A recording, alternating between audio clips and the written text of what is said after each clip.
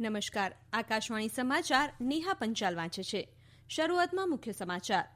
ત્રીજા વૈશ્વિક નવીનીકરણ ઉર્જા મૂડીરોકાણ સંમેલન અને પ્રદર્શન રીઇન્વેસ્ટ 2020નો ગઈકાલથી પ્રારંભ થયો છે. કેન્દ્ર સરકારે કોવિડની પરિસ્થિતિના લીધે આંતરરાષ્ટ્રીય વિમાન ઉડ્ડયનો પરનો પ્રતિબંધ આગામી 31મી ડિસેમ્બર સુધી વધાર્યો છે. રાષ્ટ્રીય સલામતી સલાહકાર અજીત દોવલ દરિયાઈ સલામતી સહકાર અંગેની બેઠકમાં ભાગ લેવા શ્રીલંકાની મુલાકાતે જવા આજે રવાના થશે.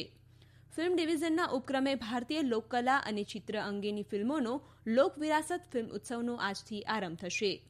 સિડનીમાં રમાઈ રહેલી ભારત સાથે પહેલી વન ડે ક્રિકેટ મેચમાં ઓસ્ટ્રેલિયાએ ભારત સામે વિજય માટે 375 રનનો લક્ષ્યાંક મૂક્યો છે. સમાચાર વિગતવાર. પ્રધાનમંત્રી નરેન્દ્ર મોદીએ જણાવ્યું છે કે ભારતની નવીનીકરણીય વીજ ક્ષમતા વિશ્વમાં ચોથી સૌથી મોટી છે. પ્રધાનમંત્રી નરેન્દ્ર મોદીએ ગઈકાલે ત્રીજા વૈશ્વિક નવીનીકરણ ઉર્જા મૂડીરોકાણ સંમેલન અને પ્રદર્શન રીઇન્વેસ્ટ 2020નું વર્ચ્યુઅલ માધ્યમથી ઉદ્ઘાટન કર્યું. પ્રધાનમંત્રી નરેન્દ્ર મોદીએ વધુમાં જણાવ્યું કે ભારતમાં નવીનીકરણીય ઉર્જા ક્ષમતા હાલમાં 136 ગીગાવોટ્સ છે, જે દેશની કુલ ક્ષમતાના આશરે 36% છે. પાછલા 6 વર્ષોમાં ભારતે સ્થાપિત નવીનીકરણીય ઉર્જા ક્ષમતામાં 2.5 ગણી વૃદ્ધિ કરી છે. નવીનીકરણીય અને ભાવિ ઉર્જા વિકલ્પો પર યોજાઈ રહેલા આ 3 દિવસીય સંમેલનનો હેતુ નવીનીકરણીય ઉર્જાનો વિકાસ અને હાલના વૈશ્વિક પ્રયાસોને વધુ વેગવાન બનાવવાનો છે. કેન્દ્રીય નાગરિક ઉડ્ડયન મંત્રાલયે કોવિડની પરિસ્થિતિ ધ્યાનમાં લઈને આંતરરાષ્ટ્રીય વિમાન ઉડ્ડયનો પરનો પ્રતિબંધ આગામી 31મી ડિસેમ્બર સુધી વધાર્યો છે. જોકે ભારતે અમેરિકા, ઇંગ્લેન્ડ સહિત 18 દેશો સાથે કરેલી બબલ સમજૂતી મુજબ ભારત અને સંબંધિત 18 દેશો વચ્ચે ખાસ વિમાન ઉડ્ડયનો હાથ ધરાશે. તેવી જ રીતે સક્ષમ સત્તાવાળાઓ દરેક કેસને મૂલવીને કેટલાક માર્ગો ઉપર વિમાન ઉડ્ડયનો હાથ ધરવાની મંજૂરી આપી શકે છે. ઉલ્લેખનીય છે કે કોવિડના રોગચાળાના લીધે ગત 25મી માર્ચથી આંતરરાષ્ટ્રીય વિમાન ઉડ્ડયનો ઉપર પ્રતિબંધ મૂકવામાં આવ્યો છે. ગત 25મી મેથી ભારત સરકારે આંતરરાજ્ય વિમાન સેવાને મંજૂરી આપી છે. રાષ્ટ્રીય સલામતી સલાહકાર અજીત દોવલ દરિયાઈ સલામતી સહકાર અંગેની ચોથી બેઠકમાં ભાગ લેવા શ્રીલંકાની 2 દિવસની મુલાકાતે જવા આજે રવાના થશે. 3 દેશોના રાષ્ટ્રીય સલામતી સલાહકારોની સૂચિત બેઠકમાં શ્રીલંકાના સંરક્ષણ સચિવ મેજર જનરલ કમળ ગુણરત્ને અને માલદીવના સંરક્ષણ મંત્રી મારિયા દીદી ભાગ લેશે. આ બેઠક હિન્દ મહાસાગરના દેશોને સંરક્ષણ ક્ષેત્રના સહકારને મજબૂત બનાવવા વિચારોના આદાન પ્રદાનની તક આપે છે. શ્રી દોવલ શ્રીલંકા સાથે ઉચ્ચસ્તરીય દ્વિપક્ષીય ચર્ચા હાથ ધરે તેવી સંભાવના છે. ફિલ્મ ડિવિઝનના ઉપક્રમે ભારતીય લોકકલા અને ચિત્ર અંગેની ફિલ્મોનો લોક વિરાસત ફિલ્મ ઉત્સવનો આજથી આરંભ થશે. ફિલ્મ ડિવિઝનની વેબસાઇટ filmdivision.org તથા યુટ્યુબ ચેનલ પરથી આ ફિલ્મ ઉત્સવ નિહાળી શકાશે. અગાઉ ભારતીય શાસ્ત્રીય સંગીતના રંગોત્સવ તથા ભારતીય શાસ્ત્રીય નૃત્યના નૃત્યાંજલિ ઉત્સવોને લોકોનો સારો પ્રતિસાદ મળતા લોક વિરાસત ફિલ્મ ઉત્સવનું આજથી રવિવાર સુધી આયોજન કરાયું છે. આ સમાચાર આપ આકાશવાણી પરથી સાંભળી રહ્યા છો. વધુ સમાચાર કોરોના અંગેના આ સંદેશ બાદ.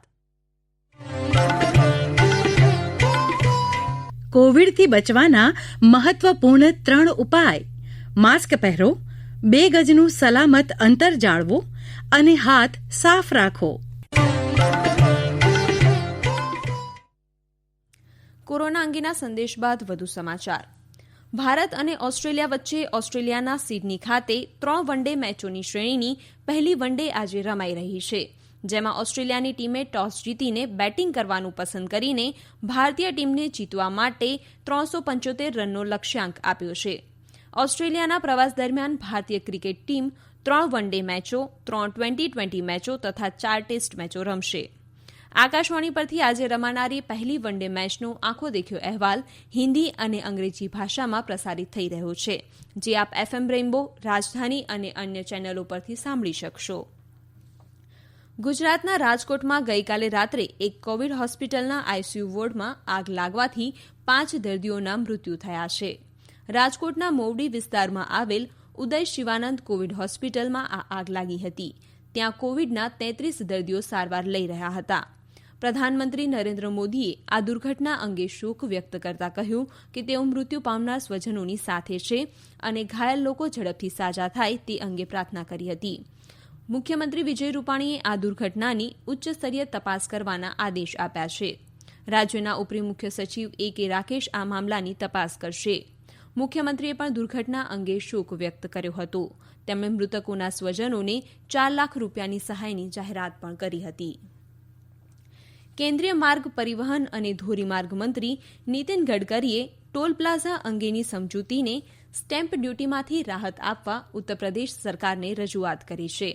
રાષ્ટ્રીય ધોરીમાર્ગ સંબંધિત 500 કિલોમીટર લંબાઈની માર્ગ પરિયોજનાની વિડીયો કોન્ફરન્સિંગ માધ્યમથી આધારશિલા મૂકતી વખતે તેમણે ઉત્તરપ્રદેશ સરકારને રાષ્ટ્રીય ધોરીમાર્ગોના વિકાસ માટે જમીન ફાળવણીની પ્રક્રિયાને પણ ઝડપથી પૂર્ણ કરવા જણાવ્યું.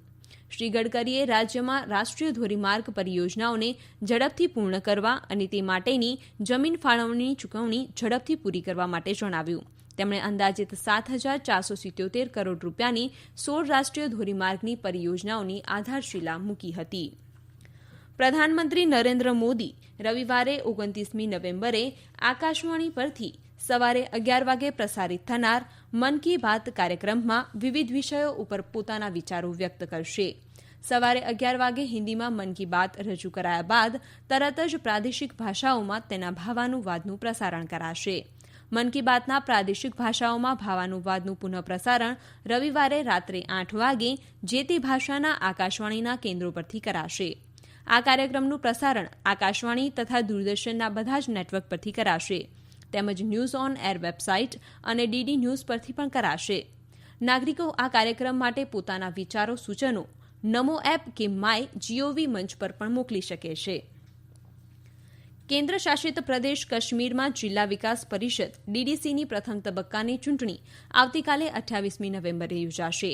આવતીકાલે યોજાનાર પહેલા તબક્કાની ચૂંટણીની તૈયારીઓની સમીક્ષા કરવા સંબંધિત જિલ્લાઓમાં બેઠકો યોજાઈ ગઈ. આ બેઠકોમાં EVM તથા ચૂંટણી સામગ્રીનું પરિવહન અને વિતરણ, સ્ટ્રોંગ રૂમની સ્થિતિ નિયંત્રણ કક્ષની રચના, ચૂંટણી કર્મચારીઓની જમવા રહેવાની વ્યવસ્થા વગેરે જેવી બાબતોની જાણકારી આપીને તૈયારીની સમીક્ષા કરવામાં આવી હતી.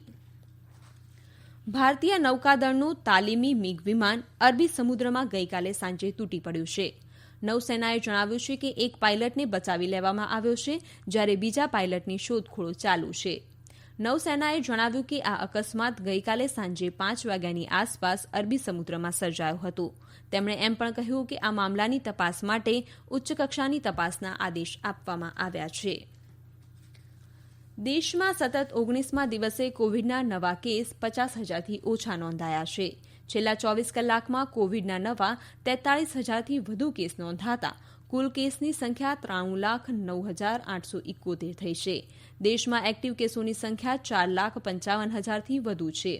છેલ્લા 24 કલાકમાં કોવિડના 39,723 દર્દીઓ સાજા થતાં કોવિડને માત આપનારની સંખ્યા 87,18,500 થઈ છે. ભારતીય સેનાના કોણાર્ક કોર્પના ઉપક્રમે 1,971 કિલોમીટરની સાયકલ યાત્રાનો ગઈકાલે ગુજરાતના કચ્છ જિલ્લાના લખપતથી આરંભ થયો છે. ભારત પાક યુદ્ધમાં નોંધપાત્ર કામગીરી કરનાર કર્નલ ગુમાનસિંહ ઝાલાએ લખપતમાં લીલી ઝંડી બતાવીને સાયકલ યાત્રાનો શુભારંભ કરાવ્યો હતો. સંરક્ષણ પ્રવક્તાએ જણાવ્યું હતું કે સાયકલ યાત્રા ગ્રામીણ વિસ્તારોમાં કોવિડ અંગે જાગૃતિ કેળવશે. આ સાયકલ યાત્રામાં ગુજરાત અને રાજસ્થાન સેનાના વિવિધ ફોર્મેશનના 20 જવાનોએ ભાગ લીધો છે. વર્ષ 1971માં ભારતે પાકિસ્તાન સાથેના યુદ્ધમાં વિજય મેળવ્યો હતો અને તેને 50 વર્ષ પૂરા થયા તે નિમિત્તે આ સાયકલ યાત્રાનું આયોજન કરાયું છે. અંતમાં મુખ્ય સમાચાર ફરી એકવાર.